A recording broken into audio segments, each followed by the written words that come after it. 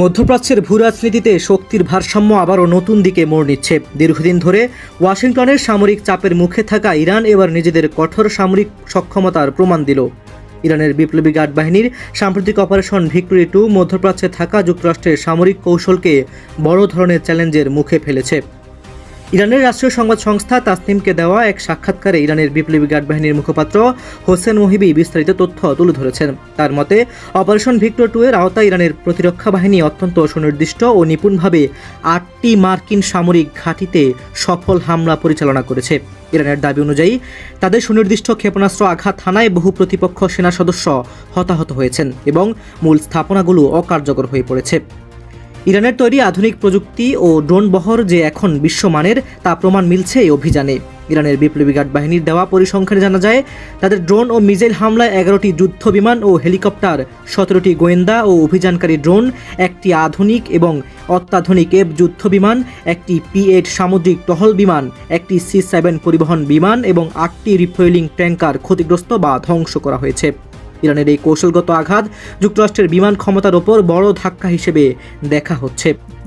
ইরানের এই সামরিক সাফল্যের পর ওয়াশিংটন বাস্তব পরিস্থিতি ধামাচাপা দেওয়ার চেষ্টা করছে বলে অভিযোগ উঠেছে। তবে স্যাটেলাইট থেকে প্রাপ্ত চিত্রে পরিষ্কার দেখা গেছে যে মধ্যপ্রাচ্যে অবস্থিত কয়েকটি ঘাঁটির অন্তত 20টি প্রধান স্থাপনা ও বিমান হ্যাঙ্গার ক্ষেপণাস্ত্রের আঘাতে মারাত্মকভাবে ক্ষতিগ্রস্ত হয়েছে।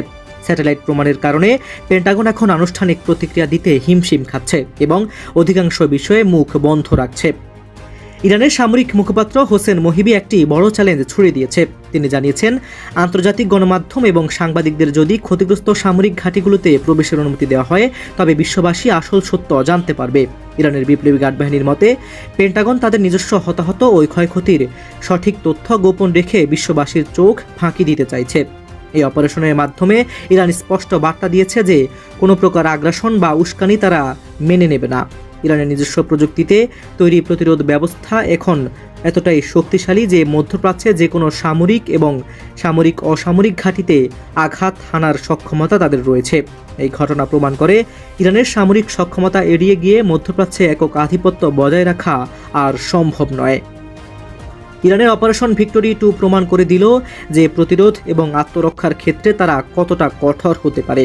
মধ্যপ্রাচ্যে ইরানের এই সামরিক অবস্থান কি যুক্তরাষ্ট্রের কৌশল পরিবর্তন করতে বাধ্য করবে?